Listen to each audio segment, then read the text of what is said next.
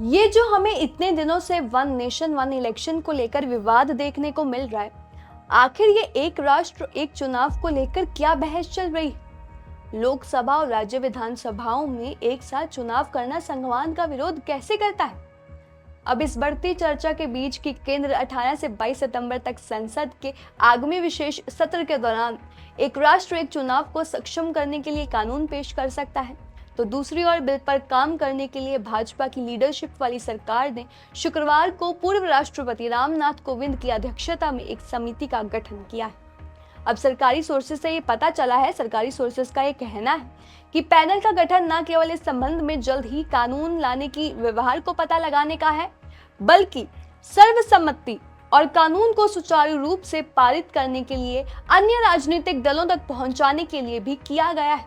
जी हाँ, भारत में एक राष्ट्र एक चुनाव की अवधारणा का जो उद्देश्य है वो लोकसभा और सभी राज्य विधानसभाओं के चुनावों को सिंक्रनाइज करना है। मतलब हम आपको बताते हैं, इसका मतलब ये है कि इन चुनावों को एक साथ एक ही दिन या निश्चित समय सीमा के भीतर कराने का विचार है।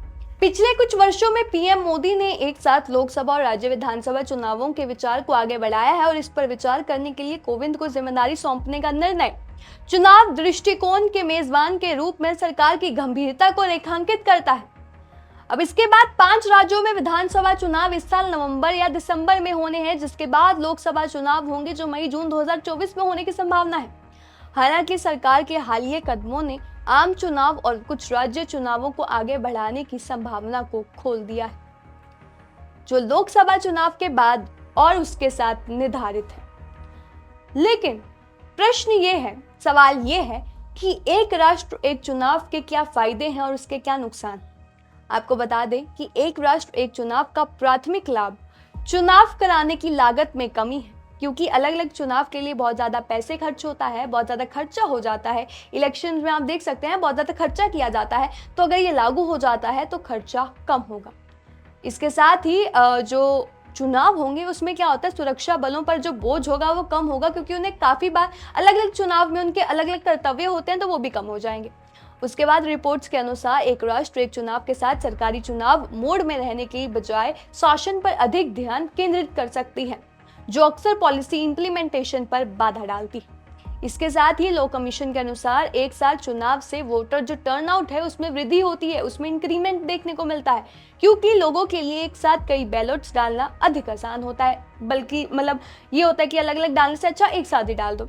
अब बात करते हैं एक राष्ट्र एक चुनाव के डिसएडवांटेजेस के बारे में। एक राष्ट्र एक चुनाव को लागू करने के लिए संविधान और अन्य कानूनी ढांचे में भी बदलाव की आवश्यकता होती है। एक राष्ट्र एक चुनाव के लिए संवैधानिक संशोधन की आवश्यकता होगी और फिर इसे राज्य विधानसभाओं में भी ले जाना होगा। ये कोई नई अवधारणा नहीं है, जिसे 1950 और 60 के दशक में 4 बार अपनाया जा चुका है। लेकिन भारत में कम राज्य हैं और छोटी आबादी है जो मतदान कर सकती है। इसके अतिरिक्त चिंता ये भी है कि क्षेत्रीय मुद्दे राष्ट्रीय मुद्दों पर भारी पड़ सकते हैं, जिससे राज्य स्तर पर चुनावी नतीजे प्रभावित हो सकते हैं। सभी राजनीतिक दलों के बीच सहमति एक बड़ी बाधा है और साथ ही विपक्षी दल एक राष्ट्र एक चुनाव का विरोध कर चुके हैं। एक राष्ट्र एक चुनाव पॉलिटिकल एक्सेप्टेंस और एफिशिएंसी का एक लोकतांत्रिक संतुलन बन सकता है, लेकिन इसके साथ ही जो आगे का रास्ता है वो कॉन्स्टिट्यूशनल, लॉजिस्टिकल और डेमोक्रेटिक चैलेंजेस से भरा हुआ है, जिन पर कंसंट्रेशन और डिबेट की आवश्यकता है। क्या आपको क्या लगता है कि क्या ये वन नेशन वन इलेक्शन लागू होना चाहिए, या ऐसे ही जैसे चल रहे हैं इलेक्शंस वैसे ही होने देने चाहिए? आपकी क्या राय है? अपनी राय हमें कमेंट सेक्शन में बताना ना भूलें और तमाम ऐसी और जानकारी के लिए चैनल को सब्सक्राइब भी कर लीजिए।